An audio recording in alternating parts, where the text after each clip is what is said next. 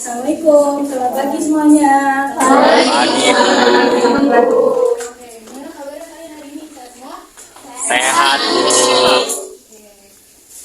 sebelum mulai pembelajaran hari ini, alangkah baiknya kita berdoa terlebih dahulu. Untuk ketua kelas boleh dibimbing doanya? Iya.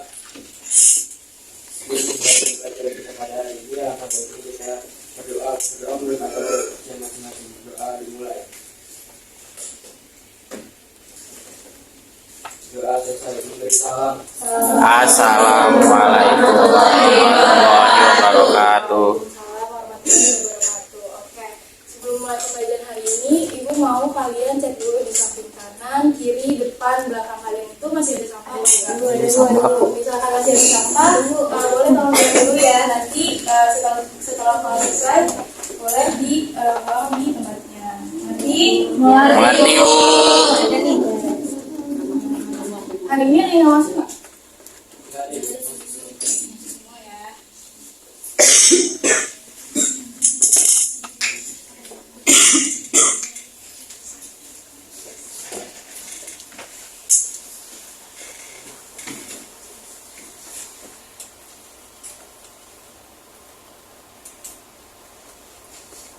Oke, sebelum mulai pembelajaran hari ini atau sebelum masuk ke materi hari ini mau tanya, ada yang masih ingat nggak sama materi yang sebelumnya kita pelajari? Oke, sebelumnya kita belajar tentang gejala sosial dan ragam gejala sosial. Iya, benar banget tuh. Jadi sebelumnya itu kita belajar tentang gejala sosial dan juga ragam gejala sosial. Nah, karena materi hari ini itu ada sangkut pautannya sama materi sebelumnya, maka Ibu akan jelaskan lagi lebih dalam tentang gejala dan juga ragam gejala sosial. Nah, di sini ada gejala dan penelitian sosial, yaitu menentukan topik penelitian tentang dampak keragaman gejala sosial yang terjadi di masyarakat. Nah, tujuan pembelajaran kita hari ini itu yang pertama memahami pengertian gejala sosial, yang kedua itu mengidentifikasi ragam gejala sosial, yang ketiga itu menentukan topik dan juga rumusan masalah penelitian sederhana, dan yang terakhir itu menjelaskan manfaat penelitian. Selanjutnya tadi kan Duha udah nyebutin ya kalau misalkan kita tuh sebelumnya belajar tentang gejala sosial dan juga ragam gejala sosial. Nah, ada nggak sih yang masih ingat tentang gejala sosial itu apa? Boleh? Oke, Mas. Gejala sosial itu adalah suatu fenomena yang terjadi di masyarakat akibat interaksi sosial. Iya, benar banget. Jadi gejala sosial itu merupakan sebuah fenomena atau peristiwa yang terjadi di masyarakat akibat interaksi manusia. Nah, ini tuh bisa menimbulkan dampak negatif dan juga dampak positif. Nah, sebelumnya kalian tahu nggak kalau misalkan gejala sosial itu bisa masuk ke realitas sosial dan juga masalah sosial? Oke, jadi Ibu akan jelasin sedikit ya. Jadi gejala sosial itu bisa masuk ke realitas dan juga masalah sosial. Kalau misalkan realitas sosial, itu berarti keadaan atau peristiwa yang dianggap normal di dalam masyarakat. Artinya, hal itu tidak merugikan suatu masyarakat. Tapi kalau misalkan masalah sosial itu berbanding terbalik dengan realitas sosial, artinya hal ini atau keadaan ini itu biasanya dianggap tidak normal dan juga tidak wajar di masyarakat karena biasanya sering menimbulkan dampak negatif atau merugikan suatu masyarakat. Oke. Selanjutnya ada dampak gejala sosial. Jadi realitas dan juga masalah sosial itu masuk ke dalam dampak negatif dan juga dampak positif. Nah, menurut kalian kalau misalkan realitas sosial itu maksudnya dampak negatif atau positif? Iya banget. Jadi kalau misalkan realitas sosial itu masuknya ke dampak positif. Tapi kalau misalkan masalah sosial itu masuknya ke dampak negatif. Iya benar. Jadi di sini dampak positifnya itu ada modernisasi, norma baru dan juga integrasi. Di sini gue ambil contoh modernisasi. Di sini ada gambar orang lagi main handphone sama main laptop. Jadi seperti yang kita tahu bahwa sebelumnya itu kita kan sulit ya buat berkomunikasi dengan kerabat jauh kita, ya kan?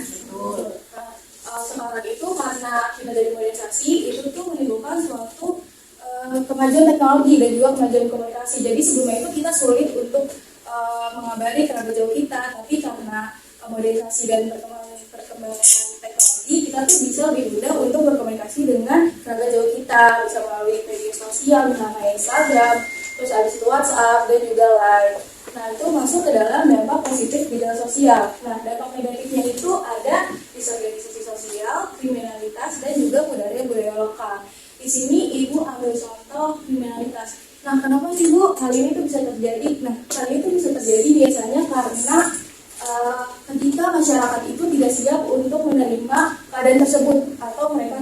siswa yang mengalami culture shock.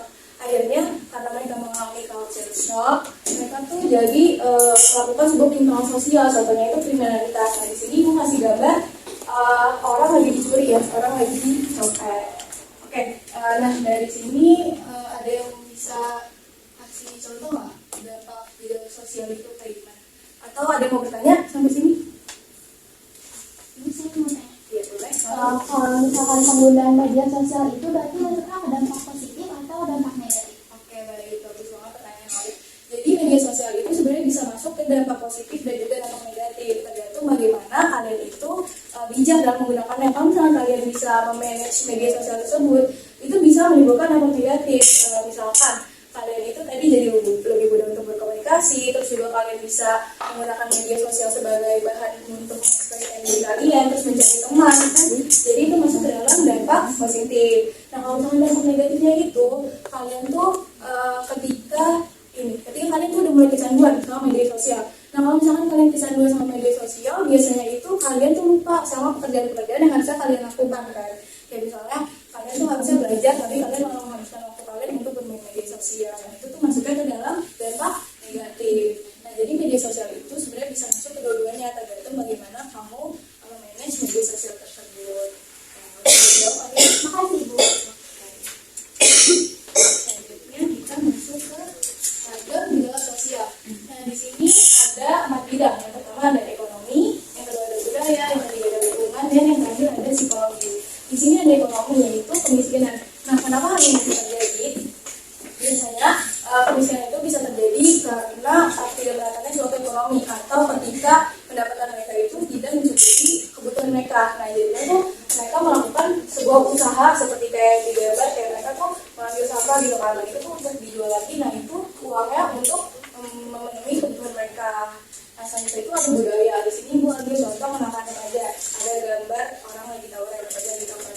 Hal itu bisa terjadi ketika masyarakat itu sudah tidak lagi taat sama aturan yang ada di lingkungan sekitar, kayak norma-norma yang udah ada di lingkungan sekitar. Jadi mereka tuh merasa kayak ya udah nggak apa-apa ngelakuin ini karena udah nggak ada yang larang juga, mereka tuh udah nggak taat sama aturan itu. Nah hal itu bisa menimbulkan sebuah penyimpangan sosial seperti kenakalan remaja yang ada di daerah tersebut. Nah yang ketiga itu ada lingkungan. Nah di sini ada contoh sampah, ya kan, sampah di yang numpuk di sekitar pantai, ya pesisir pantai. Nah kenapa ini bisa terjadi? Nah anak-anak, jadi kita itu sebagai manusia bukan hanya harus peduli terhadap diri kita sendiri atau peduli terhadap sesama manusia, tetapi kita juga harus peduli terhadap lingkungan. Kalau misalkan perilaku kita itu nggak menggambarkan peduli terhadap lingkungan, itu bisa menyebabkan kerusakan lingkungan. Nah kerusakan lingkungan ini yang dari sampah menumpuk itu tuh bisa menyebabkan dampak ekologis terhadap lingkungan seperti misalnya banjir, terus juga tanah longsor. Nah yang terakhir itu ada psikologis. Di sini ada gambar anak lagi murung gitu kan. Nah itu tuh mereka mengalami sebuah tekanan. Biasanya hal itu terjadi ketika mereka mengalami sebuah tekanan di lingkungan sosialnya, misalnya kayak lingkungan keluarga, terus lingkungan pertemanan, dan juga lingkungan sekolah. Nah kalau misalkan mereka mengalami sebuah tekanan yang berlebih, itu tuh bakal membuat mereka mengalami stres dan juga depresi. Nah sampai sini ada yang bisa kasih contoh nggak ragam gejala sosial yang kalian biasa temui di lingkungan sekitar kalian? Saya Bu, Iya boleh Raffi. kerja bakti. Iya benar. Kenapa kerja bakti disebut kerja sosial? Karena dia itu dilakukan bukan hanya oleh diri sendiri, tetapi juga oleh masyarakat. Jadi itu merupakan sebuah interaksi sosial yang ada di masyarakat. Makanya dia masuk ke dalam gejala sosial. Oke, selanjutnya itu ada kegiatan sosial. Nah sebelum masuk ke langkah-langkah menentukan topik kegiatan sosial, di sini kita artikan dulu apa itu penelitian sosial. Nah, sebelumnya ada yang tahu nggak apa yang dimaksud dengan penelitian sosial? Nggak ada ya? Belum tahu. Oke, kalau belum tahu, ini dari sedikit. Nah, penelitian sosial itu merupakan suatu usaha untuk mengumpulkan, mencari, dan juga menganalisa fakta-fakta untuk menemukan jawaban dari suatu masalah. Jadi kalian itu melakukan penelitian sosial untuk mencari tahu apa sih penyebabnya, atau bagaimana sih cara kita menyelesaikannya. Nah, selanjutnya itu ada langkah-langkah menentukan topik penelitian sosial.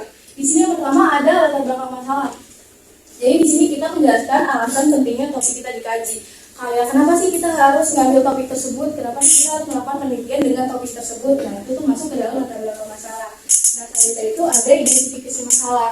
Di dalam hal ini kita itu menemukan dan juga menguraikan berbagai persoalan terkait topik penelitian, dan kita memilih satu masalah utama supaya penelitian kita itu lebih fokus. Nah dari identifikasi masalah kita melakukan pembatasan masalah. Di sini kita menentukan tempat dan juga aspek yang akan kita teliti supaya penelitian kita itu kita fokus. Contohnya tuh misalnya kayak awalnya tuh kita cuma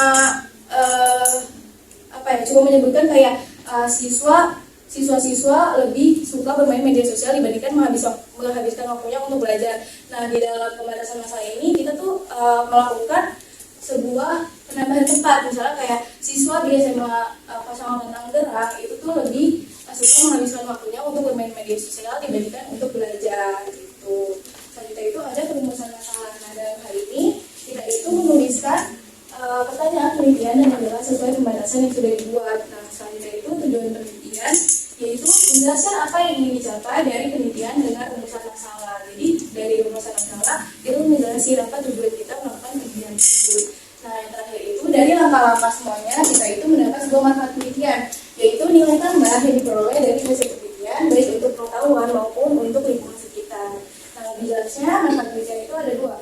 Yang pertama itu ada manfaat teoritis dan juga manfaat praktis. Jadi kalau misalkan manfaat teoritis itu berarti manfaat yang bisa kita peroleh untuk diri sendiri dan juga untuk orang lain. Jadi bisa untuk menambah wawasan kita, bisa dibaca untuk orang lain gitu. Kalau misalkan manfaat praktis itu manfaat yang bisa langsung digunakan untuk membicarakan masalah nyata di lingkungan kita. Misalnya kita bisa melakukan sebuah penelitian, nah kita bisa nih langsung melakukan sebuah manfaat praktis ini. Jadi kita bisa langsung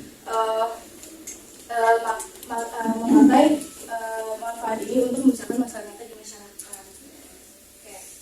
Nah, sekian materi hari ini. Karena udah selesai materinya, Ibu mau kalian jawab soal yang udah Ibu buat di lembar jawaban. Ibu kasih waktu 3 menit aja karena ini cuma dikit kok. Soalnya kita tuh cuma menentukan topik penelitian sosial aja, bukan melakukan penelitian yang langsung. Nah, di sini ada beberapa soal yang harus kalian jawab. Jadi kalau misalkan udah selesai dijawab, Ibu mau satu orang itu nanti dipilih untuk menggunakan hasil jawabannya. Nanti Ngerti, Bu.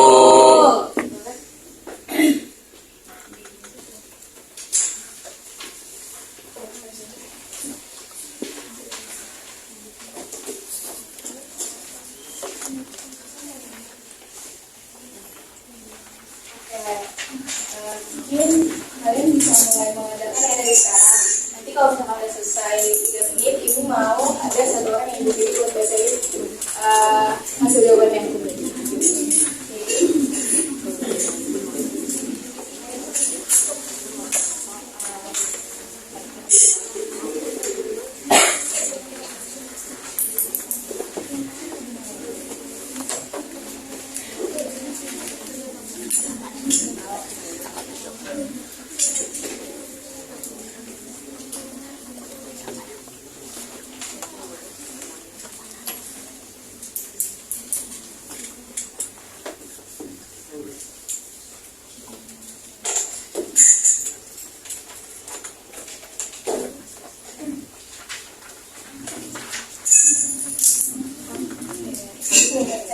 Kalian beneran bisa apa enggak ya?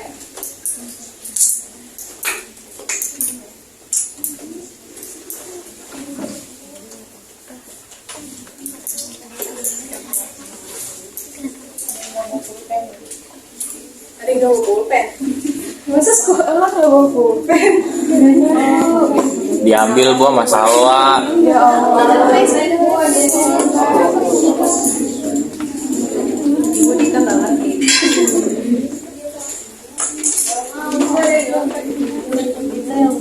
Tapi nyontek Bu.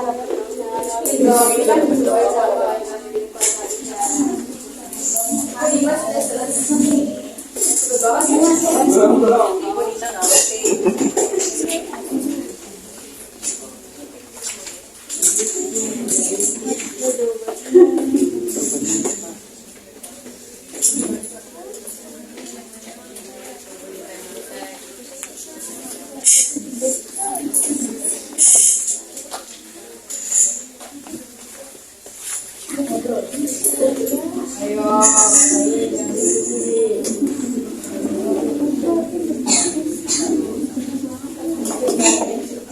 ya. Ibu anggap udah jelas semua ya, karena 3 menit nih. Udah ya. Oke. Nah, karena tadi ibu bilang ada 1 orang yang nanti bakal baca jawabannya, ibu mau pilih 1 orang nih. Jadi siapa ya yang ibu pilih? Oke, ibu mau Fitri, kalau baca jawabannya boleh nggak? Oke. Jadi jawaban saya itu kan di sini ada 4 gejala sosial contohnya. Kalau misalkan contoh ekonomi itu siswa membantu orang tuanya berjualan online untuk menambah penghasilannya. Terus kalau misalkan ada gejala sosial budaya itu siswa terbiasa menggunakan media sosial untuk mengikuti tren gaya hidup. Nah untuk gejala sosial psikologis siswa itu biasanya merasa cemas saat menghadapi ujian sekolah. Lalu yang terakhir gejala sosial lingkungan itu sampah plastik di sekitar sekolah meningkat karena kebiasaan membeli minuman kemasan. Nah kalau misalkan pemilihan fenomena sosialnya, saya memilih kesempatan siswa saat menghadapi ujian. Dan rumusan masalahnya itu adalah mengapa banyak siswa merasa cemas saat menghadapi ujian sekolah tersebut. Nah, tujuan penelitiannya itu adalah untuk mengetahui penyebab kecemasan siswa saat ujian dan cara mereka mengatasinya. Lalu yang terakhir adalah ruang lingkup penelitian, yaitu penelitian dilakukan pada siswa kelas 10 SMA Negeri Tangerang khususnya menjelang ujian akhir semester. Oke, bagus banget jawaban ini. Boleh dikasih hapus dulu. Jawabannya, jadi karena udah semua, ibu mau nanti sisanya dikumpulkan ke ketua kelas. Nanti ketua kelas taruh di ruangan ibu ya. Amin. Selanjutnya, karena kita udah selesai, ibu mau ada yang menyebutkan tentang pembelajaran hari ini. Tadi kita udah belajar apa aja sih hari ini? Siapa yang mau volunteer? Oke, boleh Laura? Kita udah belajar tentang gejala sosial. Terus tadi kita udah belajar tentang dampaknya apa aja, dampak positifnya, ada dampak negatifnya. Terus ragam gejala sosial juga ada banyak. Jadi ekonomi, budaya, lingkungan, psikologis. Kita juga udah belajar penegakan sosial, gimana cara memantaunya, harus ada latar belakangnya, sudah identifikasi masalahnya, terus ada masalah, tujuan itu apa, biasanya gimana, dan tentang penelitian. Oke, lengkap banget ya Laura. Dia lengkap banget ya hari ini. Makasih Laura. Oke, jadi enggak kata Laura tadi, kita tuh hari ini udah belajar tentang gejala sosial, terus ragam gejala sosial, terus habis itu pemilihan sosial, dan bagaimana sih caranya menentukan opsi pemilihan sosial untuk kita melakukan sebuah pemilihan sosial nanti. Nah, ibu harap di pelajaran hari ini, materi hari ini itu dapat membantu kalian untuk lebih memahami tentang gejala sosial, ragam gejala sosial, dan bagaimana cara menentukan opsi pemilihan sosial. Selanjutnya, ibu membahas tentang pertemuan berikutnya. Jadi, di pertemuan berikutnya, ibu mau kalian membuat sebuah kelompok berisikan 6-7 orang. Itu kelompoknya bebas, kalian boleh pilih siapa aja, tapi harus ada perempuan sama laki-lakinya. Paham? Oke, nanti kalian buat sebuah mind map. Detailnya itu akan ibu berikan di grup WhatsApp kelas kita. Untuk mind mapnya bakalan kita bahas di pertemuan selanjutnya. Semuanya mengerti? Oke. Ibu mau bilang terima kasih untuk semuanya yang udah memperhatikan pembelajaran hari ini. Terus terima kasih juga karena kalian udah aktif, terus habis itu udah kondusif gitu. Jadi kalian udah ngobrol di saat ibu menerangkan materi. Terima kasih ya semuanya. Nah, pembelajaran hari ini baiknya kita berdoa terlebih dahulu. Karena tadi kita mulai dengan doa, maka kita akhiri pula dengan doa. Oke, boleh kedua masuk dipimpin. Siap. Sebelum menutup pembelajaran kita pada hari ini, alangkah baiknya kita berdoa. Berdoa menurut agama dan kepercayaan masing-masing. Berdoa dimulai. Berdoa selesai memberi salam.